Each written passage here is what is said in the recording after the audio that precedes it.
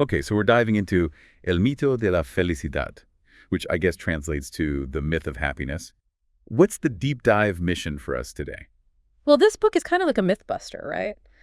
It takes us on a journey through how different thinkers from way back when to, modern times have wrestled with this whole idea of happiness. So we're going way back in time looking at ancient philosophers, maybe even some religious texts. And then we're fast forwarding to today, looking at how modern psychology, sociology, all of that plays into our understanding of happiness. Exactly. And the book kicks things off by doing something pretty clever. It gathers up this huge amount of writing, everything from ancient philosophy to like modern self-help books, you name it, and it labels it all as literature of happiness. Literature of happiness. I like that. It's like the book is saying, hey, look, humans have been obsessed with this whole happy thing forever. Right. It's not just a modern fad. And within all this literature of happiness, the book draws a really key distinction between two different types of happiness. Okay, lay it on me. So there's felicitas, which is about objective happiness. Think of it like genuine well-being, that deep sense of flourishing. And then there's the other kind of happiness, the more fleeting kind. Right? Exactly. That's Letitia. And that's more about subjective pleasure. Think about those moments of joy, like when you're indulging in something you really enjoy. Okay, so it's like the difference between, I don't know, feeling good because you just ate a delicious meal, that's more like Letitia, versus that deep sense of satisfaction you get from, like, achieving a long-term goal, which would be more felicitas. Perfect example. You got it. And what the book is arguing is that if we're always chasing those quick hits of Letitia, those pleasurable moments, we might miss out on cultivating the deeper, more lasting felicitas. So it's about finding balance, right? Not just chasing pleasure, but also seeking that deeper, more enduring well-being. That makes a lot of sense. But then the book goes even further, right? It digs into the history of those words themselves, felicitas and Letitia. It's like word archaeology or something. It is. The book is really geeking out on etymology here, and what it finds is pretty fascinating. Like felicitas, that word can be traced back to ideas about agricultural abundance, having a plentiful harvest. Okay, that makes sense. Abundance, plenty, those are definitely things we associate with a good life, with happiness. But wait, there's more, right? Didn't the book also connect felicitas to something else? You remember, the book points out this link between felicitas and, wait for it, the act of suckling. Suckling, like babies nursing. Okay, I need you to connect the dots for me here. How does that relate to happiness? Well, think about it from the perspective of our earliest ancestors. For an infant, suckling is their primary source of nourishment, of comfort, of survival, really. Right, it's that fundamental experience of being cared for, of having your needs met. It's like the ultimate security. So are you saying that those basic primal experiences of abundance and being nurtured, they shaped our very understanding of happiness? Exactly. It's like those ancient associations are still echoing in our language and our thoughts today. Wow, that is fascinating. It really highlights how happiness is not this like static, fixed idea. It's something that has evolved over time, shaped by our relationship with the natural world and our evolving understanding of what it means to be human. Totally. And speaking of evolving understandings, the book then dives into a bunch of different philosophical takes on happiness. Starting with the ancient Greeks, we get introduced to concepts like eudaimonia. Eudaimonia, right? That's often translated as flourishing or living a good life, right? It's about fulfilling your potential, being your best self. Exactly. And there's also hedon, which is more about pleasure and enjoyment. And then you have makariotes, which has more of a sense of blessedness or divine favor. So even back then, they recognized that happiness wasn't just this one thing, right? It had all these different facets, all these different dimensions. Right. It wasn't a one-size-fits-all concept, but something much more multifaceted. And I think it's super important to recognize that diversity of thought about happiness, even within a single culture. Yeah, it reminds us that there's no single right answer when it comes to happiness. Right. Right? What brings one person fulfillment might be totally different for someone else. Exactly. And that's one of the things I really appreciate about this book. It pushes us to think critically about our own assumptions about happiness. It invites us to consider different perspectives, to question what we think we know. And from the ancient Greeks, where does the book take us next? Well, we move on to a real heavy hitter in the world of philosophy, Aristotle. Aristotle, the OG. I remember him from my college philosophy classes.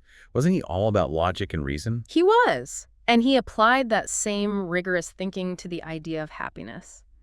For Aristotle, happiness was the ultimate goal of human life.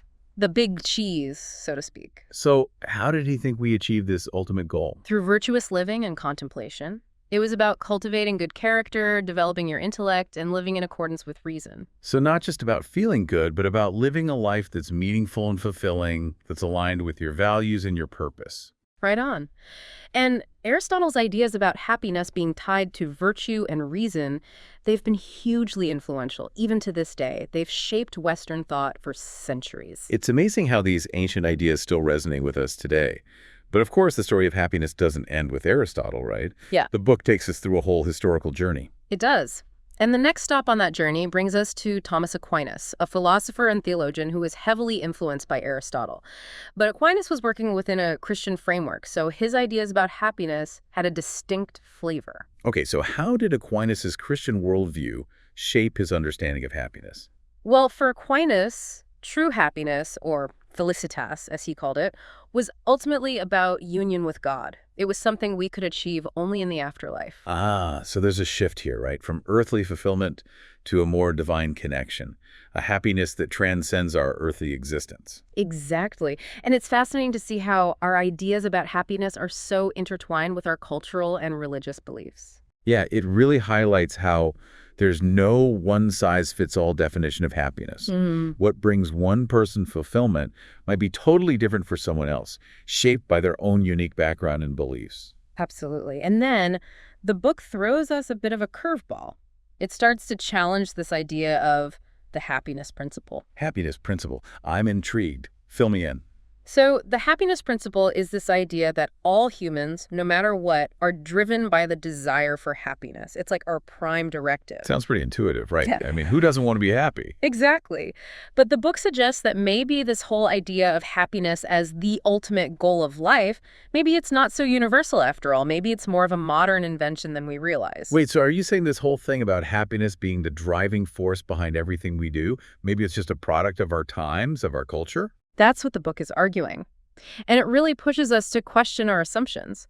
What if happiness, as we think of it today, isn't some inherent drive, some universal truth, but rather a construct shaped by our specific cultural and historical circumstances? Mind blown. Okay, so the book is basically saying, hold up, let's take a step back and really examine this whole happiness thing.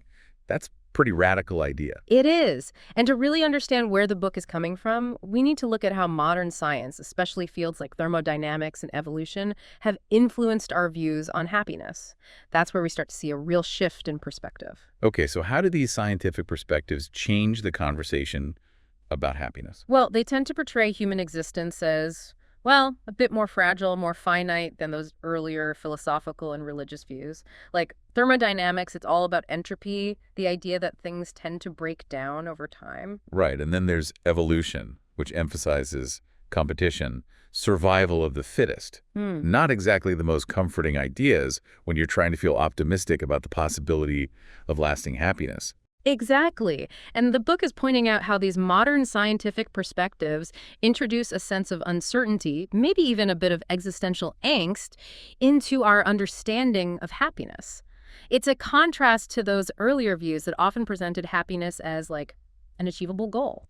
It's like, on the one hand, we have this deep desire for happiness, this longing for fulfillment, but then on the other hand, we're aware of our own mortality, our limitations, the fact that everything eventually comes to an end is a bit of a paradox. Exactly. And that tension, that paradox, is something the book really grapples with. But before we get too deep into those existential waters, the book offers a pretty intriguing alternative, a different way of thinking about happiness altogether. Okay, I am all ears. Tell me more about this intriguing alternative. Well, it involves a guy named Paul Lafargue and his idea of, get this, the right to be lazy. The right to be lazy, that sounds right up my alley. But how does laziness fit into all of this talk about happiness? It seems a little counterintuitive. Right. But that's what's so interesting about Lafargue's argument. He's basically saying that all the technological advances we've achieved, they should be freeing us from work, not making us work even harder. That's a provocative idea. Yeah. I mean, we're constantly being told to hustle, to be productive, to strive for more. Lafargue is basically saying, what if we just chilled out a bit? Precisely. And it's super relevant today, with everyone feeling burned out, overwhelmed by the demands of work. So Lafargue is basically offering us an alternative to the whole work hard, achieve success, then you'll be happy narrative. He's flipping the script. Exactly. He's saying, what if happiness isn't about all that striving and achieving, but about simply being? Now, whether you agree with him or not, it's a really interesting thought experiment. And it connects back to what we were talking about earlier, the book's critique of the happiness principle. Right, that idea that we're all inherently driven to seek happiness. What if, instead of chasing happiness, it was more about letting go, about embracing a simpler way of life? That's the question Lafargue is asking. And it's a question that I think is worth pondering, especially in our fast-paced, hyper-productive world. But of course, the book doesn't stop there. It goes on to explore a whole bunch of other fascinating ideas about happiness. Well, I can't wait to dive into those. But for now, I think we've given our listeners a lot to chew on. We have, and I think it's a good place to pause and reflect on some of these ideas. Absolutely. So where were we? Oh, yeah, Paul Lafargue and his right to be lazy. It's a pretty radical idea, especially today when, everyone's all about hustling and grinding. It is. I mean, it goes against everything we're told about success and achievement. But there's something kind of appealing about it too, right? Like, who hasn't fantasized about just kicking back and enjoying life without the constant pressure to produce, produce, produce? Exactly. And that's exactly what Lafargue is getting at. He's questioning whether all this striving for productivity is actually making us happy. Maybe, just maybe, embracing leisure, enjoying life's simple pleasures, that's a path to a more fulfilling existence. It's like he's saying, hey, what if instead of constantly chasing happiness, we just slowed down and let it find us? Yeah, it's a pretty profound shift in perspective. And it ties in nicely with the book's critique of the happiness principle, that idea we talked about earlier, that we're all inherently driven to seek happiness. What if that pursuit is actually making us miserable? Right, because we're so focused on chasing this future state of bliss, this idea of when I achieve X, then I'll be happy, that we miss out on the joy that's available to us right here, right now. Exactly. And the book offers some really interesting insights into how we might shift our perspective. Like, remember how it delves into the etymology of words like felicitas and beatitudo? How those words can be traced back to these primal experiences like agricultural abundance, even the act of suckling. Yeah, that was fascinating. I never would have guessed that the way we talk about happiness is connected to, like, farming and babies nursing. Right. But those connections are really important. They reveal how our understanding of happiness is rooted in these basic biological needs. Like that need for nourishment, for security, for connection.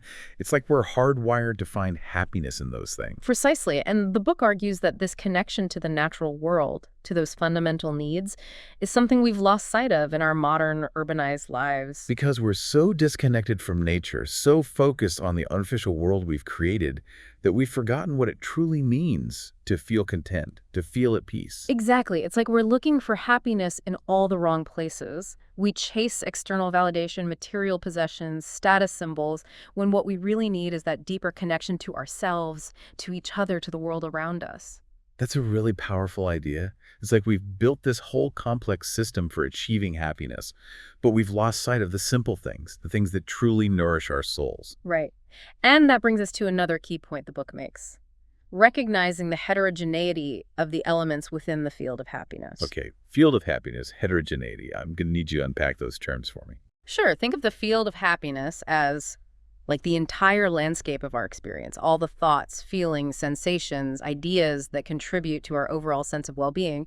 And heterogeneity just means that this field is made up of all sorts of different contrasting elements. So it's not this perfectly manicured garden where everything is uniform and predictable. It's more like a wild, overgrown forest full of surprises and unexpected turns. Exactly. And the book is saying that this diversity, this mix of light and shadow, pleasure and pain, it's all part of what makes happiness possible. It's like you can't have the highs without the lows. Yeah, The contrast is what gives life its richness, its depth. precisely. And this leads to another important point. The idea that happiness can't be achieved just by pursuing things like wealth or possessions. Okay, but I think a lot of people would argue with that. I mean, a new car, a bigger house, those things definitely bring some level of happiness, right? Sure, those things might bring temporary pleasure or satisfaction, but they don't lead to lasting happiness.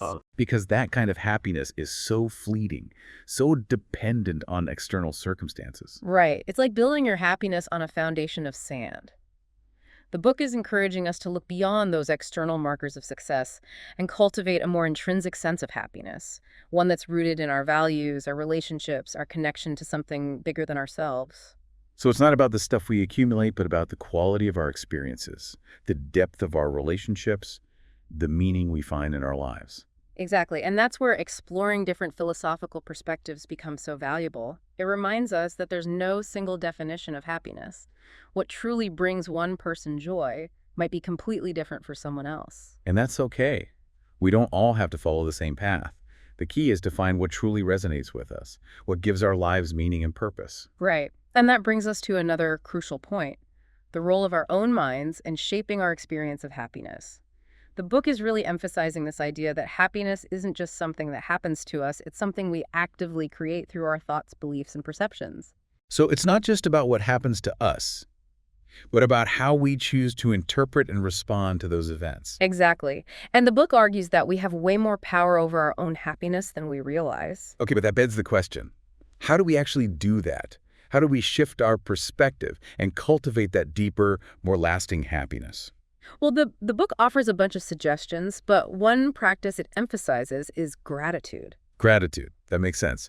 When we focus on the good things in our lives, even the small things, it shifts our attention away from what we lack and helps us to appreciate what we already have. Right, and it's not just about feeling grateful in the moment.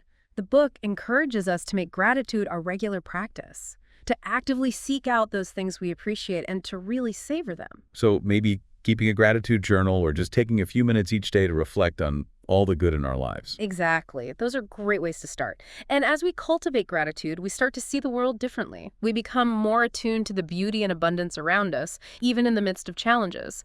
I love that. It's like choosing to focus on the flowers in the meadow instead of getting bogged down in the weeds. Perfect analogy. And it highlights another important point.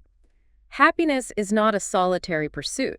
It's something we cultivate through our connections with others. Right. The book talks a lot about how our relationships, our sense of belonging and community are essential for our well-being. Exactly. And it's not just about having tons of friends or being popular on social media. It's about nurturing those relationships that truly bring us joy and support, those people who make us feel seen, understood, loved. Because when we feel loved and supported, when we know we're not alone, it makes it easier to face challenges, to find meaning and purpose in our lives. Absolutely. And this focus on connection, on building strong, supportive relationships, it's a key ingredient in the recipe for happiness. But what about those times when we are alone? Or when we're going through something really tough and we just don't feel happy no matter how hard we try? That's a great question. And it brings us back to that idea we were talking about earlier, the heterogeneity of happiness. Remember, how happiness isn't a constant state, it ebbs and flows, just like life itself. So it's okay to not feel happy all the time. It's okay to let ourselves experience those difficult emotions. More than okay, it's essential. In fact, trying to force ourselves to feel happy all the time, it can actually backfire. It's like trying to hold on to a handful of sand. The tighter you grip it, the more it slips through your fingers. So instead of resisting those difficult emotions, we should allow ourselves to feel them fully, to acknowledge them, to learn from them. Exactly. It's through those encounters with suffering, through those struggles and setbacks, that we develop a deeper appreciation for happiness when it returns. It's like those moments of darkness help us to see the light more clearly. Right. And as we learn to embrace the full spectrum of human experience, the good, the bad, and everything in between, we develop a more resilient and compassionate approach to life. So instead of chasing happiness as some elusive goal, we should focus on cultivating a life that's rich in meaning, purpose, and connection. A life that embraces both the joys and the sorrows, the highs and the lows, as essential parts of the human experience. Precisely. And that, I believe, is the true antidote to the myth of happiness. Wow, that's powerful. And it really makes you think about how we approach this whole idea of happiness. But you know what else struck me about the book? Its exploration of the relationship between language and happiness. Oh yeah, the etymology stuff. That was fascinating. I'd never really thought about how the words we use to describe happiness could reveal so much about our understanding of it. Right. Like, remember how the book traced the roots of felicitas back to agricultural abundance and even the act of suckling?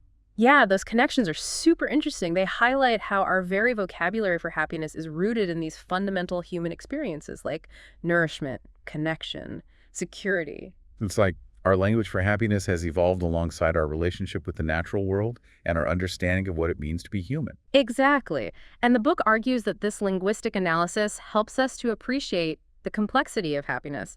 recognizing that it's not a single monolithic concept, but a rich tapestry of interconnected ideas and experiences. So instead of trying to pin down a single definition of happiness, we should embrace those nuances and complexities, allowing our understanding to evolve as we continue to explore the human experience in all its richness and diversity. Exactly. And this brings us back to one of the book's central arguments, that the pursuit of happiness as this universal principle might actually be a pretty modern invention, and that what constitutes happiness, that varies across cultures and throughout history. It's not fixed. So what we consider essential for happiness today might have been viewed completely differently in other times and places. Precisely. And recognizing that cultural relativity of happiness is a crucial step in moving beyond those simplistic and often ethnocentric views of what it means to live a good life.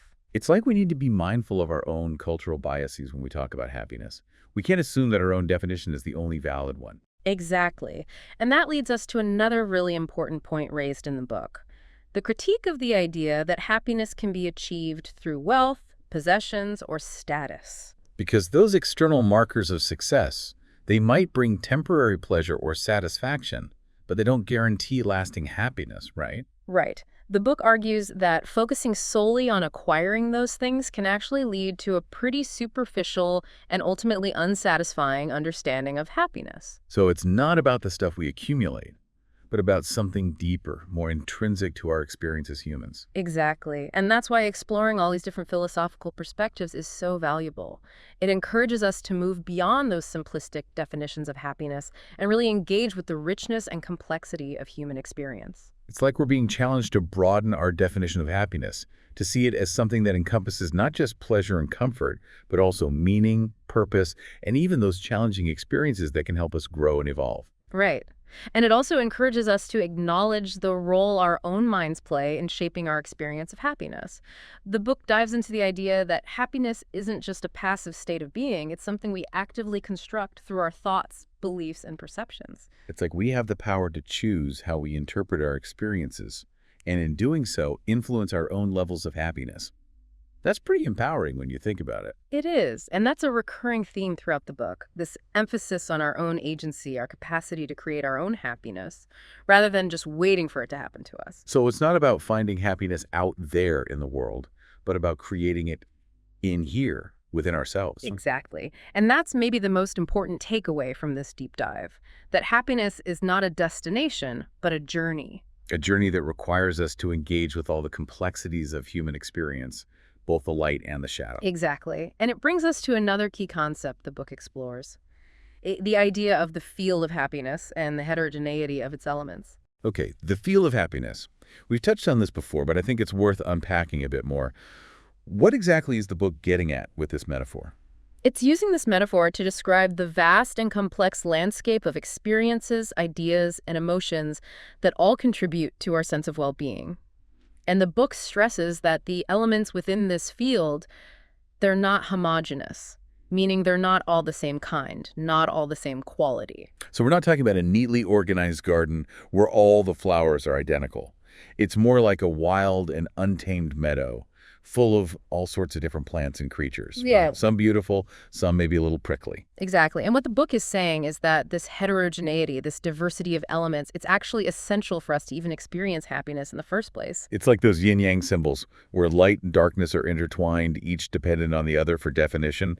You can't have happiness without some understanding of what it means to be unhappy. Precisely. It's that contrast that gives happiness its meaning and its depth. We need those moments of sadness, of struggle, even boredom, to truly appreciate the moments of joy and contentment. It's like our taste buds. We wouldn't be able to appreciate sweetness if we'd never experienced bitterness. Exactly. And this leads to another important point the book makes, that happiness can't be achieved simply by pursuing objective goods, like wealth or possessions. Okay, I can see where the book is coming from, but I think a lot of people will push back on that. Not that money is everything. But wouldn't most people agree that having financial security, that makes life easier, less stressful? Wouldn't that contribute to happiness? Absolutely. The book acknowledges that having enough money to meet your needs, to feel secure, that's important. But it challenges the idea that acquiring more and more wealth beyond that point actually leads to more happiness. It's like once you have enough to cover the basics, having even more doesn't necessarily make you happier.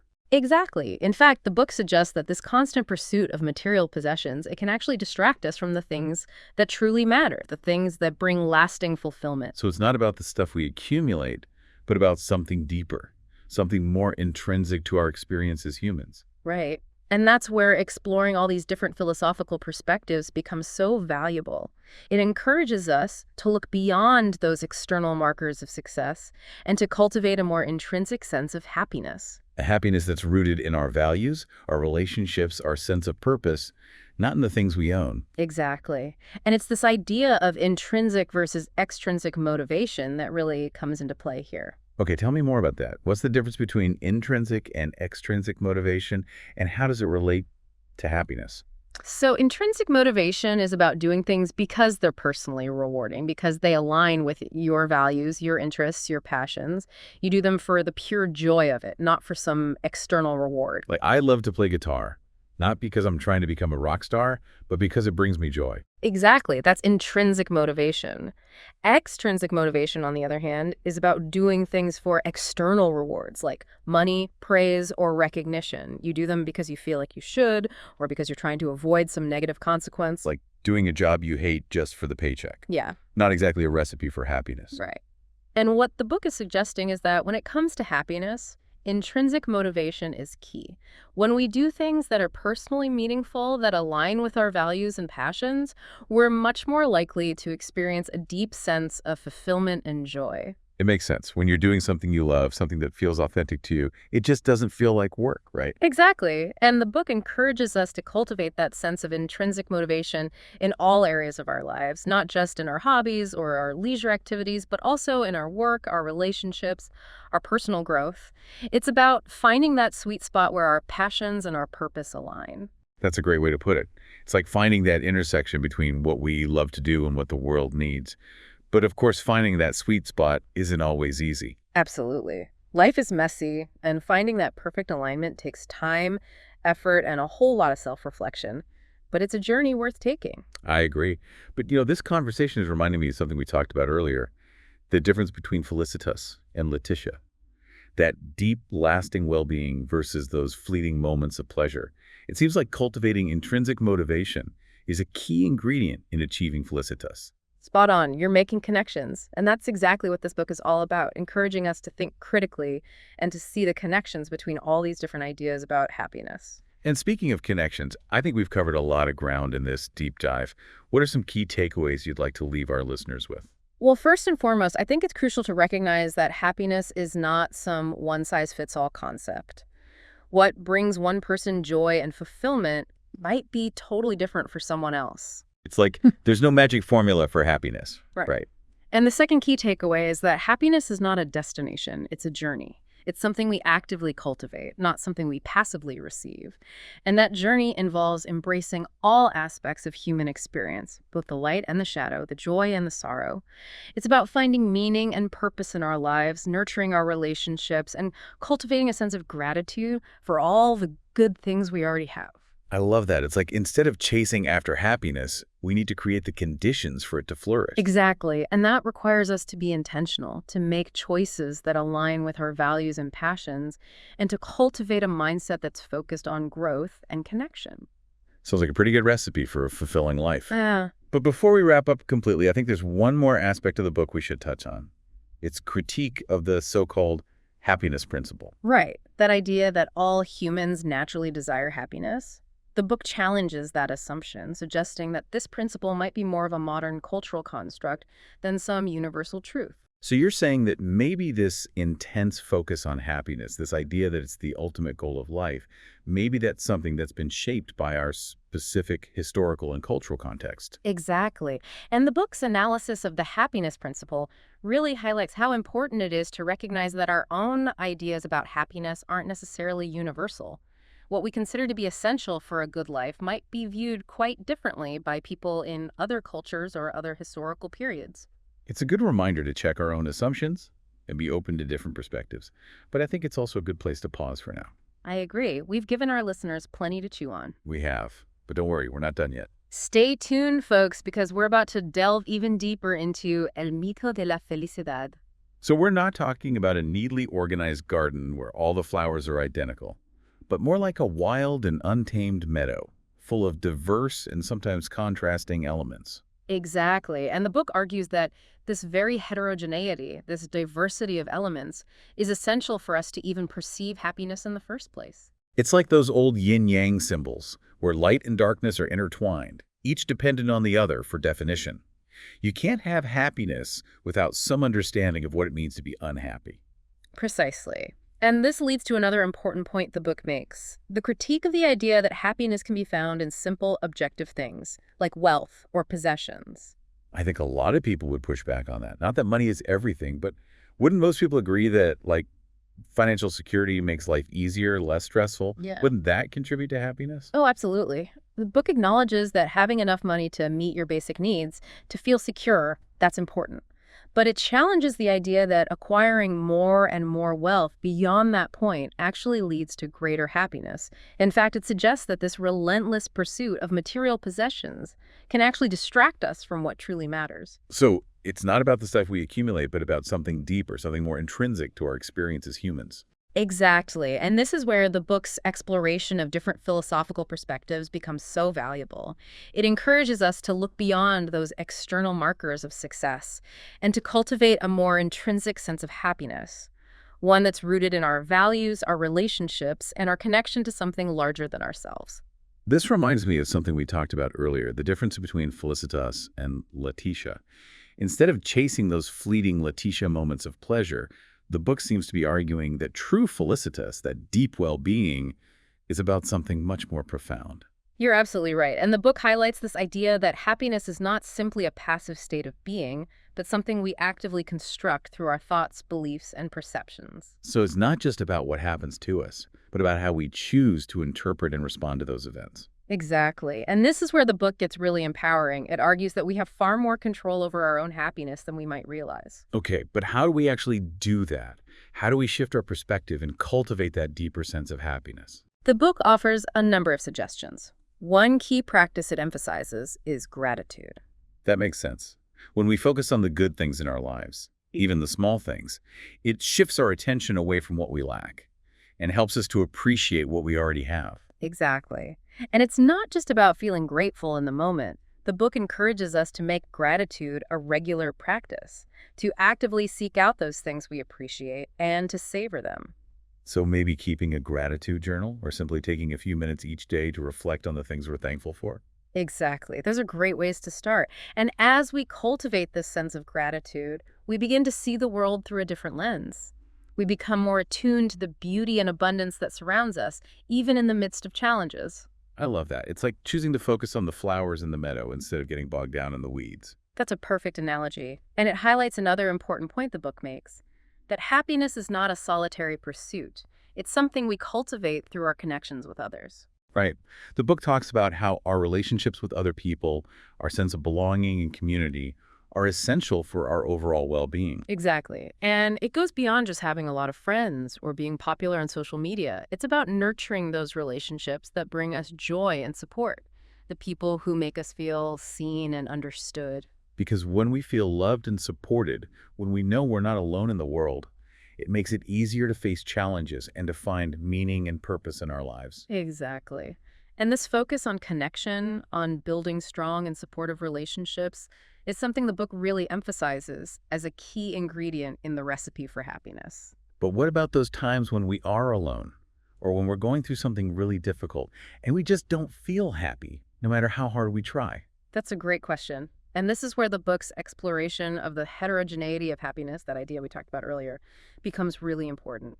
It reminds us that happiness is not a constant state. It's something that ebbs and flows, just like life itself. So it's okay to not feel happy all the time. Absolutely. In fact, the book suggests that trying to force ourselves to feel happy all the time can actually backfire. It's like trying to hold on to a handful of sand. The tighter we grip, the more it slips through our fingers. So instead of resisting those difficult emotions, we should allow ourselves to experience them fully, to acknowledge them, and to learn from them. Exactly. The book reminds us that it's through our encounters with suffering, through our struggles and setbacks, that we develop a deeper appreciation for the preciousness of happiness. It's like those moments of darkness help us to see the light more clearly. Exactly.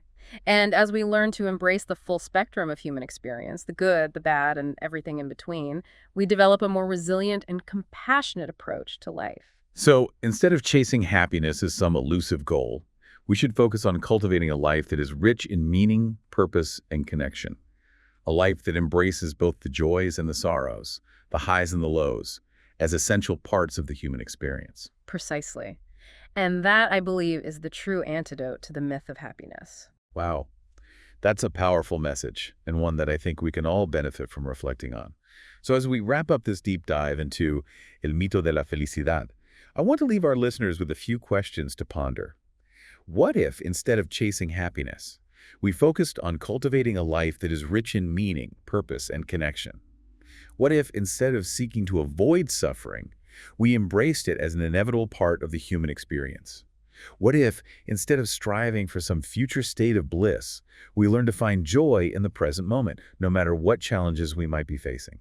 Perhaps in that shift in perspective, we might discover a deeper and more lasting sense of happiness than we ever thought possible. That's a wonderful thought to leave our listeners with. Thank you for joining us on this deep dive into the myth of happiness. Until next time, keep exploring. And keep questioning those